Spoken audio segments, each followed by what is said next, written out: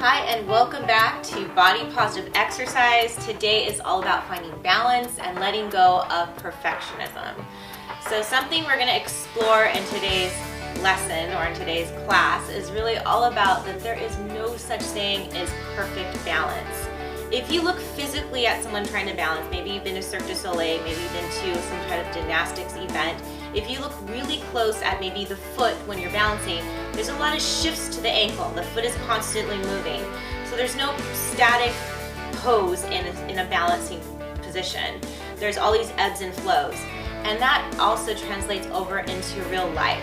So there's no such thing as finding the perfectly balanced life, right? You're always going to ebb and flow out and in to accommodate to the shifts that are put onto you from the external world. So just like our body, our life is a moving target. Our body is a moving target in that just because it worked a certain way one day, it's not going to behave the same way the next day. It's constantly changing. Our body is constantly changing. It's not a static thing. Just with life. Our life is constantly changing. So basing our balance, our happiness on external things is only going to lead to disappointment and sadness. Just the same as we base our body on external factors, right? If we base our self-worth on external factors, we're only going to set ourselves up for disappointment and sadness. So what is this practice of balance, right? It's a practice of self-acceptance. And what is self-acceptance? It's letting go of the need to be perfect, accepting yourself as is. So perfectionism really on its surface may appear to be something that is a great attribute, right? We may turn things in on time, we get things done in a timely manner, we do things precisely, but then at the same time, what are we really trying to do with perfectionism? We're trying to avoid guilt, we're trying to avoid shame, we're trying to avoid feeling uncomfortable feelings. So dealing with this perfectionism and breathing through feeling uncomfortable when we're not doing something perfectly and breathing through when we're balancing in physical poses or physical exercises is going to help maintain balance in our body as well as maintain balance in our life. So our first balancing exercise that we're going to practice is a yoga pose called tree pose. And this really requires just balancing on one leg. So we're going to go through a bunch of different variations of this pose. So we're going to stand first on, I'm going to stand on my right leg. If you're watching this, this is going to be your left leg if you're going to mirror me. You're going to pop that foot up, the opposite foot up. And so you might choose to stay here. This might be where you're at. When I talk about going to your edge, it's where you feel like you can maintain a pose without having to hold your breath. So if you're having to hold your breath already here, you might want to try resting your heel down on top of your foot. That's another way to balance. Still going to have more weight on this standing leg, this straight leg. This bent leg's going to have not as much weight. So even here you can see I'm still swaying back and forth, right? My body's accommodating for this off-centered sense of balance. My ankle joint is working to support me. So like I said, there's no static balance. So from here, you might want to choose to pick the heel up higher, still keeping that toe down. We call this like a kickstand. Or you might want to take your foot up your shin to here. So this may or may not be where you start or stop. One thing you want to watch out for when you balance too, you can see me falling here. One thing you want to watch out for when you balance is your hip. This hip's going to want to hike up, drawing the hip down. So hip bones are going to be level. If I drew a line from one hip bone to the other, it goes straight across. One good thing to do is to keep your hands on your hips to know where your hips are in space. So placing one foot on your shin. If this feels like, okay, if you can breathe through this place, then maybe challenging yourself a little bit more and moving above the knee. You don't want to go on the knee because that's going to be harmful for the knee joint itself. So as you can see, I fall off too. So coming up to the top here, finding that sense of balance. Rooting down evenly through the foot. Hands can be on hips. Maybe they're at heart center. You want to have energy in this leg here too. If this is a good place, if you can breathe through here, maybe extending the arms up overhead. So this is another variation. Again, listening to your breath. If you can breathe through a balancing pose in this position, maybe taking your gaze upward. So changing your focal point can also challenge balance. So if you look at my ankle, it's still moving to and fro. It's not static. I'm constantly making adjustments for which way gravity is pulling me. And I fall out. We all fall out of a pose at one point or another. As with life, we all make mistakes. We all mess up at one point or another. And it's our job to work with self-acceptance and letting go of perfectionism, which is what balancing is really all about. Our next exercise is going to be a warrior 3 pose. So this is, again, a yoga pose. It's a balancing pose. It's also known as a single leg deadlift in weight training or resistance training realms. So we're going to use a chair for this. This can also be done without a chair, but I'm going to demonstrate it with a chair. You're going to face the chair, hands go onto the back of the chair, and you want to take one foot down on the floor. You want to first set yourself up where your hips are squared off to the chair, toes are pointing straight ahead. You're going to start to tilt your chest forward, and as you do that, you're going to reach 1 foot back. So the goal in this warrior 3 is not how low can you get down, it's really how long of a straight line can you find from the crown of the head, the top of the head here, all the way back through the heel. So you want to avoid a break, right? You want to keep a continuous line. This supporting leg, I highly recommend that you bend it. It can be straight. If that feels a little bit too much on the knee, which for most people that can be a lot on the knee joint, a bent knee is perfectly fine. It actually helps to engage your hips in order to balance. So keeping your hips and shoulders squared off towards the chair, you're going to start to dip down. You only want to go down as far as you can go without letting this leg sink. So if it feels like you can't lift this leg up higher when your chest comes down, this is going to be where you stop. And this is going to require a lot of body awareness, a lot of being in your body and being mindful of the body. You know, having a different distraction or thinking of something else is really going to lose your balance and it's going to lose your body awareness. So really taking into consideration, where is my leg out? Where are my hips? Is my chest forward? Is my crown of my head reaching forward? Is my heel reaching back?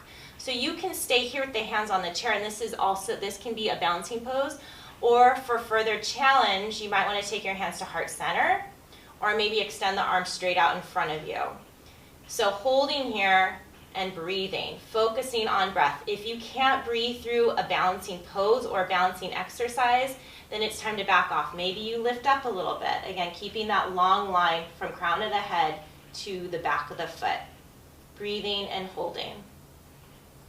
So each balancing exercise, not only do you want to breathe through it, you want to hold for a period of time. And the period of time that you hold a balancing exercise is, again, going to be up to you and up to your body. When you feel like you've had enough, then it's time to stop the exercise, pause, take a break, maybe try it again, or move on to the next one. So standing figure 4 is our next balancing pose or exercise. I'm going to have a chair here in order to help me with balance if I need it. We're going to balance on the left foot, my left foot, maybe your right foot. You're going to take your opposite ankle across to your knee. So finding this figure 4 position, just like we did in the figure 4 stretch, in our stretch day, you're going to start to bend the knee. So some issues that might arise with the leg coming up across to the ankle is this might not be accessible to you. If it's not, you're always welcome to take the foot here. So toe can be on the floor, heel is pointing up, but finding that external rotation of the hip and crossing the leg over the leg. So this is different from tree pose, right? We have a little bit more external rotation of the hip.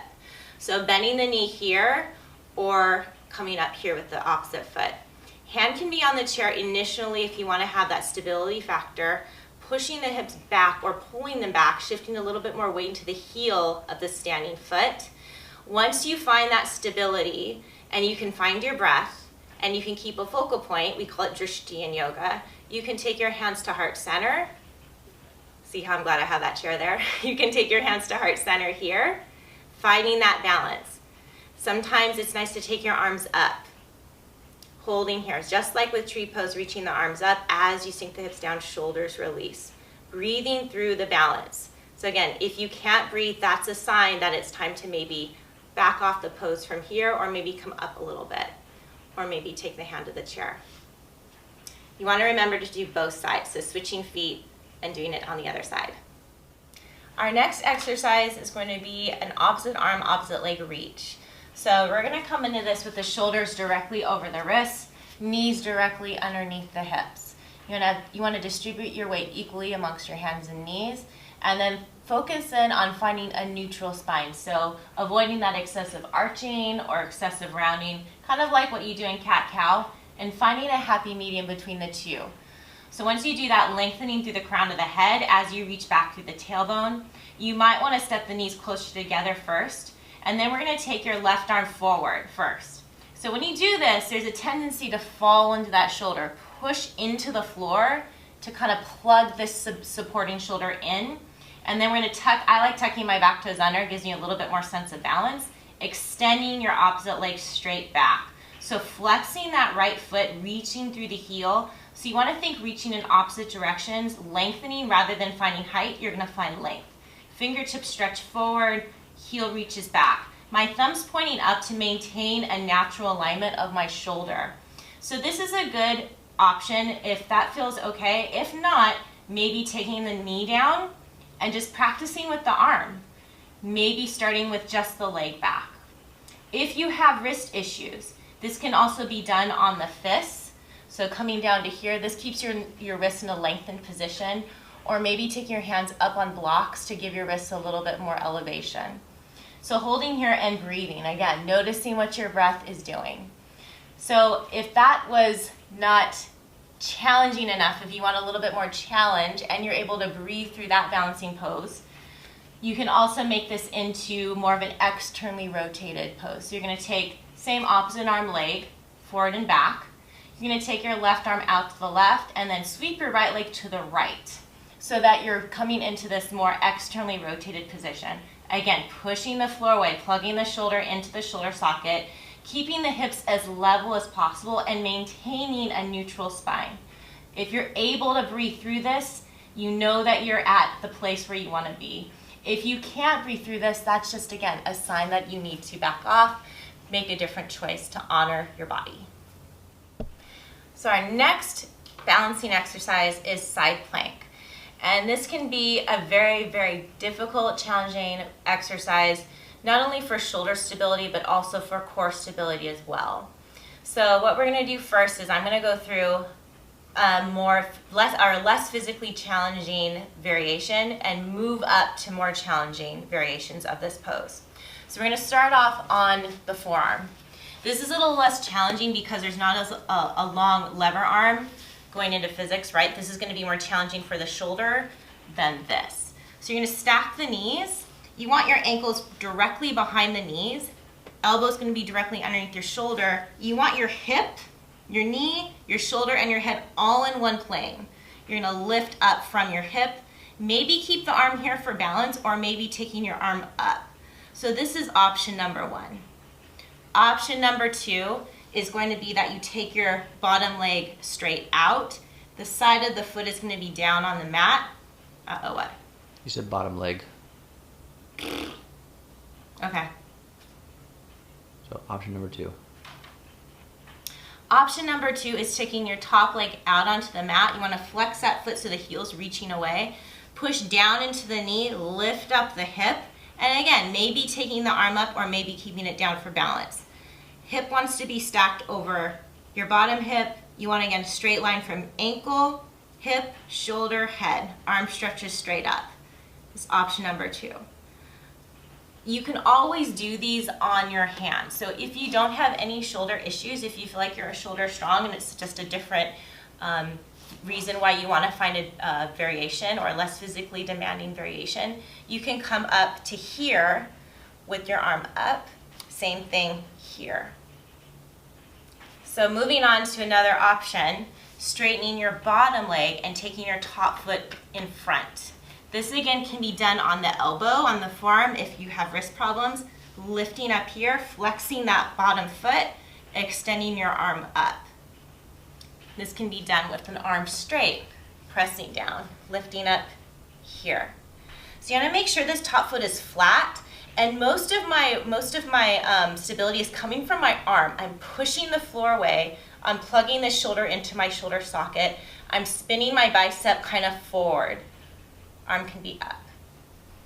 final, of course, traditional side plank. So doing it on the forearm if you have wrist issues or shoulder problems. Flexing the feet, engaging the legs. You're gonna lift the hips up, stretch the arm up.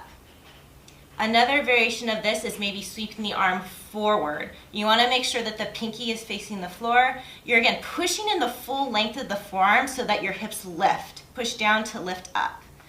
The other variation again, taking the hand down, same thing, coming up to here, maybe reaching overhead. Really focus on plugging the shoulders in, engaging the legs in order to lift the hips up higher. And that's side plank. So that is balance and letting go of perfectionism. Remember, when you're doing a balancing pose, the most important part of it is that you're keeping your breath, that you're still able to breathe through the pose and through the exercise. And that's going for all exercises. If you're having to hold your breath while you exercise, that's just an indicator from your body saying that it's time to make a different choice and back off a little bit. Remember to trust your body's wisdom.